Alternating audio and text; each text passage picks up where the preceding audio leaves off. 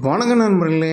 என்னடா கீரையெல்லாம் காட்டுறான், சமையல் எதுவும் பண்ண போகிறான்னு நினைக்கிறீங்களா? இல்லைங்க, நம்ம வீட்டில் கிச்சனில் உள்ள பொருளை வச்சு எப்படி ஒரு கீரையை உருவாக்கலாம் அப்படிங்கிறதுக்கான வீடியோ பதிவு தான் இது. ஸோ அது வேறு ஒன்றும் இல்லைங்க, வெந்தயக்கீரை தாங்க. வாங்க வீடியோக்குள்ளே போகலாம். நம்ம சேனலை இன்னும் சப்ஸ்கிரைப் பண்ணலைன்னா சப்ஸ்கிரைப் பட்டனை கிளிக் பண்ணிக்கோங்க, பெல் பட்டனையும் கிளிக் பண்ணிக்கோங்க. கீரைனாலே உடம்புக்கு நல்லது தாங்க. அதுலேயும் வெந்தயக்கீரை உடம்புக்கு ரொம்ப ரொம்ப நல்லதுங்க. ஸோ வீட்டில் உள்ள வெந்தயத்தை வச்சு நம்ம எளிய முறையில் பதியம் பண்ணிடலாங்க. பதியம் பண்ண செடி வளர்ந்து நம்ம அறுவடை செஞ்சு நம்ம சமையலுக்கு பயன்படுத்திக்கலாங்க. நான் உங்களுக்கு காட்டணுங்கிறதுக்காக சின்ன தொட்டி எடுத்துருக்கேங்க. உங்களுக்கு தேவையான சைஸில் நீங்கள் தொட்டியை சூஸ் பண்ணிக்கலாங்க. ஆஸ் யூஷுவல் நம்ம எப்போதும் மண் கலவை எப்போதும் எடுக்கிற மாதிரி எடுத்துக்கோங்க.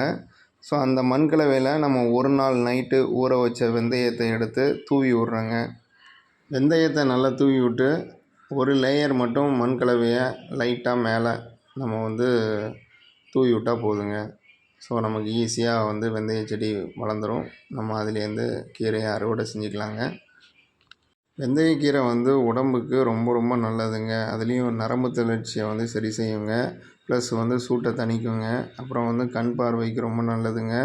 வயிற்று சம்மந்தமான பிரச்சனைகள் எல்லாமே சரியாகுங்க. ஸோ வெந்தயக்கீரையை நம்ம ஒரு மண்டலம் எடுத்துக்கிட்டால் ரொம்ப ரொம்ப நல்லதுங்க.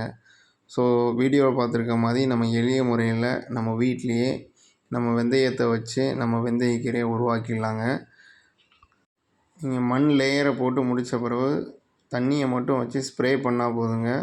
ஸோ ஆட்டோமேட்டிக்காக நமக்கு 2 நாளில் துளிர் விட்டு இந்த மாதிரி வீடியோவில் பார்த்துட்ருக்க மாதிரி நமக்கு கீரை வளர்ந்துருங்க.